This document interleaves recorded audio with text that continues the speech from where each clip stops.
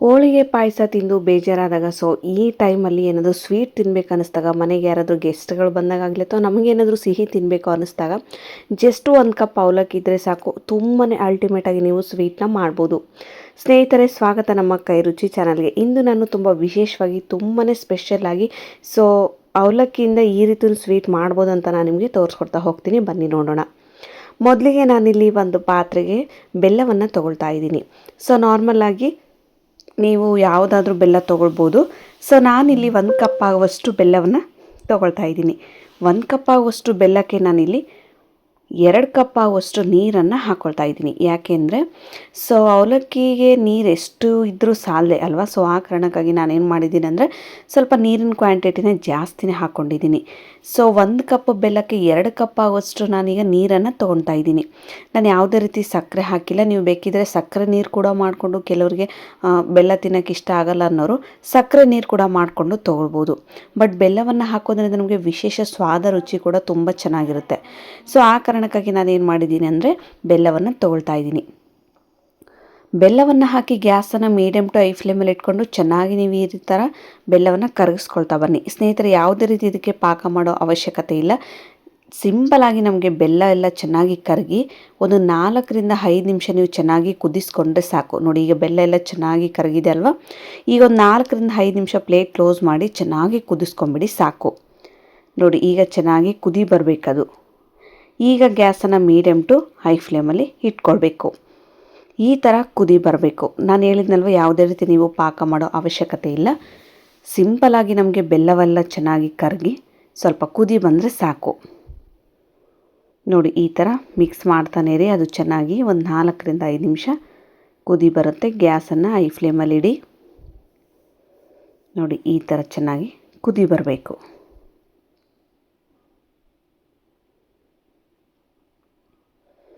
ಇಷ್ಟಾದರೆ ಸಾಕು ಸ್ನೇಹಿತರೆ. ನಾನೀಗ ಗ್ಯಾಸನ್ನು ಆಫ್ ಮಾಡ್ಕೊಳ್ತಾ ಇದ್ದೀನಿ. ಗ್ಯಾಸನ್ನು ಆಫ್ ಮಾಡಿಕೊಂಡು ಒಂದು ಪ್ಲೇಟ್ನ ಕ್ಲೋಸ್ ಮಾಡಿ ಈ ಬೆಲ್ಲದ ನೀರನ್ನು ಈಗ ಸೈಡಲ್ಲಿ ಇಟ್ಬಿಡಿ. ಇಷ್ಟಾದರೆ ಸಾಕು. ನೆಕ್ಸ್ಟ್ ಬಂದುಬಿಟ್ಟು ಒಂದು ಪ್ಯಾನ್ನ ತೊಗೊಳ್ಳಿ. ಪ್ಯಾನ್ಗೆ ತುಪ್ಪವನ್ನು ಹಾಕ್ಕೊಳ್ತಾ ಇದ್ದೀನಿ.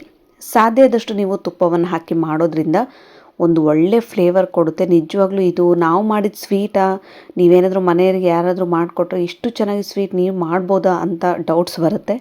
ತುಂಬ ಫ್ಲೇವರ್ಫುಲ್ಲಿ ಆಗಿರುತ್ತೆ ಈ ಸ್ವೀಟ್ ಮಾತ್ರ.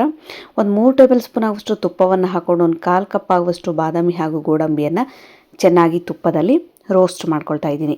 ಖಂಡಿತವಾಗ್ಲೂ ತುಪ್ಪವನ್ನೇ ಹಾಕಿ ಮಾಡಿ, ಇನ್ನೂ ನಿಮಗೆ ಹೆಚ್ಚಿನ ಸ್ವಾದ, ಟೇಸ್ಟ್ ಕೂಡ ಕೊಡುತ್ತೆ. ಗ್ಯಾಸನ್ನು ಲೋ ಫ್ಲೇಮಲ್ಲಿ ಇಟ್ಕೊಂಡು ಚೆನ್ನಾಗಿ ನಿಧಾನವಾಗಿ ನೀವು ಲೈಟಾಗಿ ಸ್ವಲ್ಪ ಗೋಲ್ಡನ್ ಬ್ರೌನ್ ಕಲರ್ಗೆ ಬರೋ ತನಕ ಗೋಡಂಬಿ ಹಾಗೂ ಬಾದಾಮಿಯನ್ನು ರೋಸ್ಟ್ ಮಾಡ್ಕೊಳ್ಬೇಕಾಗುತ್ತೆ. ನೀವು ಬೇಕಿದ್ರೆ ಎಕ್ಸ್ಟ್ರಾ ಪಿಸ್ತಾ ಅದನ್ನು ಕೂಡ ಆ್ಯಡ್ ಮಾಡ್ಕೊಳ್ಬೋದು. ಬಟ್ ನಾನು ಎಲ್ಲರೂ ಮನೆಯಲ್ಲಿ ಸಿಗುವಂಥ ಈ ನಾರ್ಮಲ್ ಆಗಿರೋ ಡ್ರೈ ಫ್ರೂಟ್ಸ್ನ ಮಾತ್ರ ತೊಗೊಂಡಿದ್ದೀನಿ.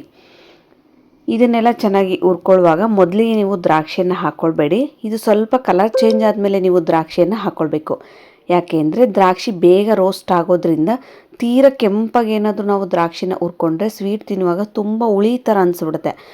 ಆ ಕಾರಣಕ್ಕಾಗಿ ನೀವು ಇನ್ನೇನು ಗ್ಯಾಸನ್ನು ಗೋಡಂಬಿ ಬಾದಾಮಿ ತೆಗಿತೀವಿ ಅನ್ನೋ ಒಂದು 2 ನಿಮಿಷದಲ್ಲಿ ನೀವು ದ್ರಾಕ್ಷಿಯನ್ನು ಹಾಕ್ಕೊಂಡು ಒಂದು ನಿಮಿಷ ಚೆನ್ನಾಗಿ ನೀವು ಈ ಥರ ಫ್ರೈ ಮಾಡಿಕೊಂಡ್ರೆ ಸಾಕು. ಕೆಲವರಿಗೆ ಸ್ವೀಟ್ ತಿನ್ನುವಾಗ ದ್ರಾಕ್ಷಿ ಬಂದರೆ ಹುಳಿ ಅನಿಸುತ್ತೆ ಅನ್ನೋರು ಖಂಡಿತವಾಗ್ಲೂ ದ್ರಾಕ್ಷಿನ ಸ್ಕಿಪ್ ಮಾಡಿಕೊಂಡು ಬರೀ ಗೋಡಂಬಿ ಬಾದಾಮಿಯಲ್ಲಿ ನೀವು ರೋಸ್ಟ್ ಮಾಡ್ಕೊಳ್ಬೋದು. ಈಗಿನ್ನ ಸೈಡಲ್ಲಿಡಿ. ನೆಕ್ಸ್ಟ್ ನಾನೀಗ ಅದೇ ಕಡಾಯಿಗೆ ಮತ್ತೆ ತುಪ್ಪವನ್ನು ಹಾಕ್ಕೊಳ್ತಾ ಇದ್ದೀನಿ.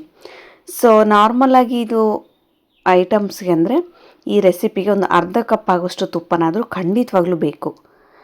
ಮತ್ತೆ 2 ಸ್ಪೂನ್ ಆಗುವಷ್ಟು ನಾನು ತುಪ್ಪವನ್ನು ಹಾಕ್ಕೊಂಡು ಯಾವ ಕಪ್ ಅಳತೆಯಿಂದ ನಾನು ಬೆಲ್ಲವನ್ನು ತೊಗೊಂಡಿದ್ದೀನೋ ಅದೇ ಕಪ್ ಅಳತೆಯಿಂದ 1 ಕಪ್ ಆಗುವಷ್ಟು ತುರಿದಿರುವಂತಹ ಒಣ ಕೊಬ್ಬರಿಯನ್ನು ತೊಗೊಳ್ತಾ ಇದ್ದೀನಿ.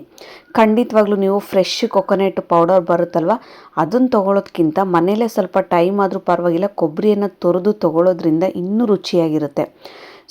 ನಾರ್ಮಲಾಗಿ ಅಂಗಡಿಯಲ್ಲಿ ಸಿಗೋಂಥ ಪೌಡರ್ ಹಾಕ್ಕೊಳ್ಳೋದಕ್ಕೂ ನಾವು ಮನೆಯಲ್ಲಿ ಕೊಬ್ಬರಿಯನ್ನು ತುರಿದು ಮಾಡೋದಕ್ಕೂ ತುಂಬಾ ವ್ಯತ್ಯಾಸ ಆಗುತ್ತೆ. ಟೈಮ್ ಇಲ್ಲ ಅನ್ನೋರು ಅನಿವಾರ್ಯ, ಅದನ್ನು ನೀವು ಕೊಕೊನಟ್ ಪೌಡರ್ ಹಾಕಲೇಬೇಕಾಗುತ್ತೆ.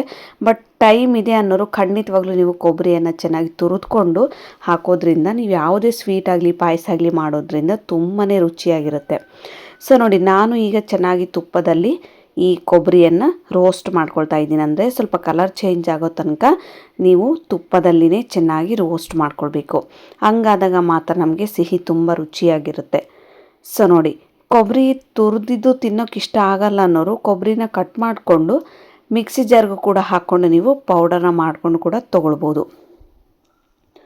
ಬಟ್ ನಾನು ಸುಲಭವಾಗಿ ಒಂದು ಕೊಬ್ಬರಿ ಬೆಟ್ಲ ತೊಗೊಂಡು ಅದನ್ನು ತುರಿದ್ಕೊಂಡು ಹಾಕ್ಕೊಂಡಿದ್ದೀನಿ. ಗ್ಯಾಸನ್ನು ಕಂಪ್ಲೀಟಾಗಿ ನೀವು ಲೋ ಫ್ಲೇಮಲ್ಲೇ ಇಟ್ಕೊಂಡು ಚೆನ್ನಾಗಿ ಕೊಬ್ಬರಿಯನ್ನು ತುರಿದ್ಕೊಳ್ಬೇಕಾಗುತ್ತೆ.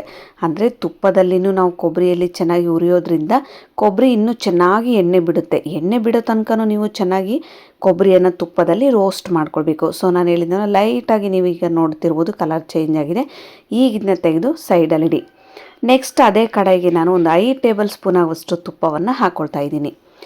ಸೊ ತುಪ್ಪ ಹಾಕಲೇಬೇಕು ಅಂತ ಇದೆ. ಸೊ ಯಾಕೆಂದರೆ ತುಪ್ಪವನ್ನು ಹಾಕೋದ್ರಿಂದ ತುಂಬ ರುಚಿಯಾಗಿರುತ್ತೆ. ಸಾಮಾನ್ಯವಾಗಿ ಮಕ್ಕಳಿಗೆ ಕೊಡೋದ್ರಿಂದ ತುಂಬ ಹೆಲ್ತ್ಗೂ ಕೂಡ ಒಳ್ಳೆಯದು. ಸೊ ಆ ಕಾರಣಕ್ಕಾಗಿ ತುಪ್ಪ ಇಲ್ಲ ಅನ್ನೋರು ಡಾಲ್ಡ ಕೂಡ ಹಾಕ್ಕೊಳ್ಬೋದು ಅಥವಾ ಎಣ್ಣೆ ಕೂಡ ಹಾಕ್ಕೊಂಡು ನೀವು ಮಾಡ್ಕೊಳ್ಬೋದು.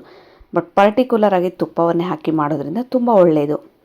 ಯಾವ ಕಪ್ ಅಳತೆಯಿಂದ ನಾನು ಬೆಲ್ಲ ಕೊಬ್ಬರಿಯನ್ನು ತೊಗೊಂಡಿದ್ದೀನೋ ಅದೇ ಕಪ್ ಅಳತೆಯಿಂದ 1 ಕಪ್ ಆಗುವಷ್ಟು ದಪ್ಪ ಅವಲಕ್ಕಿನ ತೊಗೊಂಡಿದ್ದೀನಿ. ನಾರ್ಮಲಾಗಿ ನೀವು ಮನೇಲಿ ಒಗ್ಗರಣೆ ಅವಲಕ್ಕಿ ಮಾಡುವಾಗಿನ ಅವಲಕ್ಕಿ ತೊಗೊಳ್ತಿರಲ್ವ, ಸಾಮಾನ್ಯವಾಗಿ ಅದೇ ಅವಲಕ್ಕಿನ ಒಂದು ಪ್ಲೇಟಲ್ಲಿ ಹಾಕ್ಕೊಂಡು ಚೆನ್ನಾಗಿ ಹರಳುಗಳಾಗಲಿ ಕಸ ಆಗಲಿ ಇರುತ್ತೆ ನೋಡಿಕೊಂಡು ನೀವು ತೊಗೊಳ್ಬೇಕಾಗುತ್ತೆ.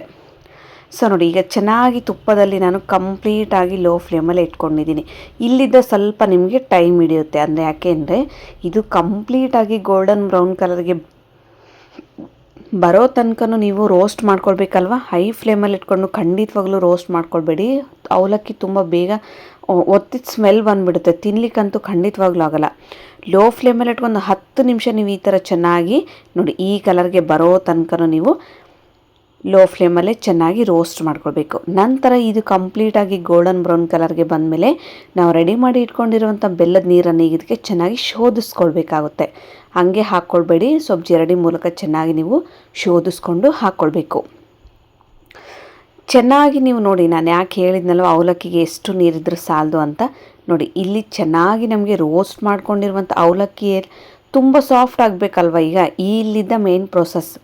ಈಗ ನೋಡಿ ಎಷ್ಟು ಚೆನ್ನಾಗಿ ಅವಲಕ್ಕಿ ರೋಸ್ಟ್ ಆಗಿದೆಯೋ ಅಷ್ಟೇ ಸಾಫ್ಟಾಗಿ ನಮಗೆ ತಿನ್ನುವಾಗ ತುಂಬ ಚೆನ್ನಾಗಿ ಸಾಫ್ಟಾಗಿ ಬಾಯಲ್ಲಿಟ್ಟರೆ ಕರಗಬೇಕು. ಅಷ್ಟು ಸಾಫ್ಟ್ ಆಗಬೇಕಂದ್ರೆ 1 ಕಪ್ ಬೆಲ್ಲಕ್ಕೆ ಖಂಡಿತವಾಗ್ಲೂ 2 ಕಪ್ ನೀರು ಬೇಕೇ ಬೇಕು. ನೀರು ಜಾಸ್ತಿ ಆಗುತ್ತೆ ಅಂತ ಖಂಡಿತವಾಗ್ಲೂ ಅಂದ್ಕೊಳ್ಬೇಡಿ. ಅವಲಕ್ಕಿ ತುಂಬ ಚೆನ್ನಾಗಿ ಸ್ವಲ್ಪ ಟೈಮ್ ಹಿಡಿಯುತ್ತೆ. ಅದೆಲ್ಲ ರೋಸ್ಟ್ ಆಗಿರುತ್ತೆ. ಅವಲಕ್ಕಿ ಸಾಫ್ಟ್ ಆಗಲಿಕ್ಕೆ ಸ್ವಲ್ಪ ಸಮಯ ಬೇಕು. ನೀರು ಕೂಡ ಸ್ವಲ್ಪ ಜಾಸ್ತಿ ಬೇಕು.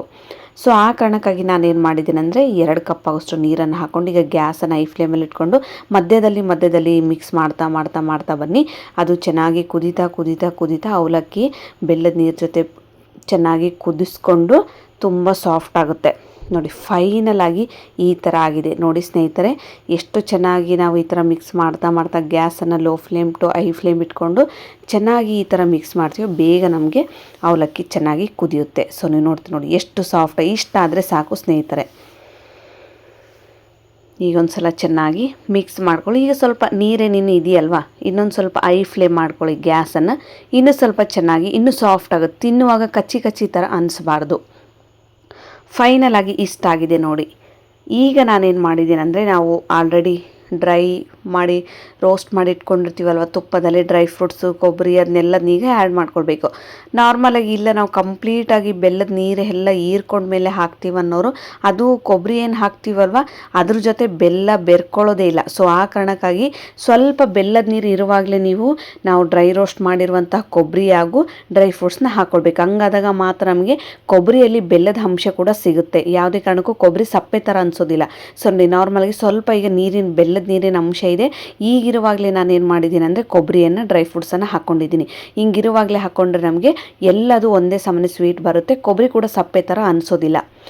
ನೋಡಿ, ಈಗ ಕೊಬ್ಬರಿಯನ್ನು ಹಾಕಿದ ತಕ್ಷಣ ಎಷ್ಟು ಬೇಗ ಬೆಲ್ಲದ ನೀರು ಹೀರ್ಕೊಂಡ್ಬಿಡುತ್ತೆ ಅಂದರೆ, ಸೊ ಆ ಕಾರಣಕ್ಕಾಗಿ ಸ್ವಲ್ಪ ನೀವು ಬೆಲ್ಲದ ನೀರು ಇರುವಾಗಲೇ ನಾವು ಡ್ರೈ ರೋಸ್ಟ್ ಮಾಡಿರುವಂಥ ಕೊಬ್ಬರಿ ಹಾಗೂ ಡ್ರೈ ಫ್ರೂಟ್ಸ್ನ ಇದಕ್ಕೆ ಹಾಕ್ಕೊಂಡ್ಬಿಟ್ರೆ ಎಲ್ಲದು ಒಂದೇ ಸಮ ಸ್ವೀಟ್ ನಮಗೆ ರೆಡಿ ಆಗುತ್ತೆ. ಫೈನಲ್ ಆಗಿ ಸ್ವೀಟ್ ಕೂಡ ರೆಡಿ ಆಯಿತು ನೋಡಿ. 1 ನಿಮಿಷ ಇದೆ ಕಡಿಮೆ ಉರಿಯಲ್ಲೇ ಇನ್ನೂ ಆನಲ್ಲೇ ಇರಬೇಕು. ಯಾಕೆ ಅಂದರೆ ಕೊಬ್ಬರಿಯನ್ನೆಲ್ಲ ಹಾಕಿರ್ತೀವಲ್ವ ಅದೆಲ್ಲ ಅವಲಕ್ಕಿ ಜೊತೆ ಚೆನ್ನಾಗಿ ಮಿಕ್ಸ್ ಆ್ಯಂಡ್ ಮ್ಯಾಚ್ ಆಗಬೇಕು. ಅಲ್ಲಿ ತನಕ ನೀವು ಚೆನ್ನಾಗಿ ಮಿಕ್ಸ್ ಮಾಡ್ಕೊಳ್ಬೇಕು. ಸೊ ನೋಡಿ, ಈಗ ಸ್ವಲ್ಪ ಮೇಲೆ ನಾನು 1 ಟೇಬಲ್ ಸ್ಪೂನ್ ಆಗುವಷ್ಟು ತುಪ್ಪವನ್ನು ಹಾಕ್ಕೊಳ್ತಾ ಇದ್ದೀನಿ. ಖಂಡಿತವಾಗ್ಲೂ ಸ್ನೇಹಿತರೆ, ನಿಮಗೇನಾದರೂ ಮನೇಲಿ ಹಬ್ಬ ಇದ್ದಾಗ ಅಥವಾ ಮನೆಗೆ ಯಾರಾದರೂ ಗೆಸ್ಟ್ಗಳು ಬಂದಾಗ,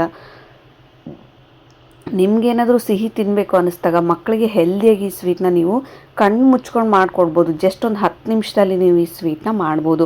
ನೀವೇನಾದರೂ ಟ್ರೈ ಮಾಡಿಲ್ಲ ಅಂದರೆ ಖಂಡಿತಗಳು ಟ್ರೈ ಮಾಡಿದರೆ ನನಗೆ ಕಾಮೆಂಟ್ ಮೂಲಕ ಫೀಡ್ಬ್ಯಾಕ್ ತಿಳಿಸೋದನ್ನು ಮಾತ್ರ ಮರಿಬೇಡಿ. ಇನ್ನೂ ನನ್ನ ಚಾನಲ್ಗೆ ಸಬ್ಸ್ಕ್ರೈಬ್ ಆಗಿಲ್ಲ ಅಂದರೆ ಲೈಕ್ ಮಾಡಿ, ಶೇರ್ ಮಾಡಿ, ಸಬ್ಸ್ಕ್ರೈಬ್ ಮಾಡೋದನ್ನು ಮಾತ್ರ ಮರಿಬೇಡಿ. ತುಪ್ಪವನ್ನೆಲ್ಲ ಹಾಕ್ಕೊಂಡು ಒಂದು ಸಲ ಚೆನ್ನಾಗಿ ಮಿಕ್ಸ್ ಮಾಡಿ. ಈಗ ಗ್ಯಾಸನ್ನು ಕಂಪ್ಲೀಟಾಗಿ ಆಫ್ ಮಾಡಿಕೊಂಡು 1 ನಿಮಿಷ ಲಿಡ್ ಕ್ಲೋಸ್ ಮಾಡಿ, ನಂತರ ನಾನೀಗ ಕ್ಲೋಸ್ ಮಾಡಿರೋದನ್ನು ಓಪನ್ ಮಾಡಿ ಒಂದು ಪ್ಲೇಟ್ಗೆ ಹಾಕಿ ತೋರಿಸ್ತಾ ಇದ್ದೀನಿ. ಯಾವುದೇ ರೀತಿ ಅದು ಅಂಟು ಥರ ಕೂಡ ಆಗಿಲ್ಲ.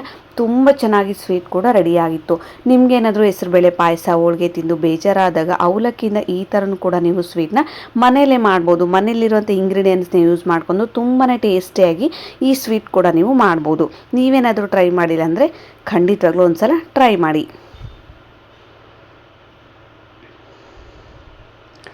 ಸಿಗೋಣ ಮತ್ತೆ ಮುಂದಿನ ವಿಡಿಯೋದಲ್ಲಿ. ಧನ್ಯವಾದಗಳು ಸ್ನೇಹಿತರೆ.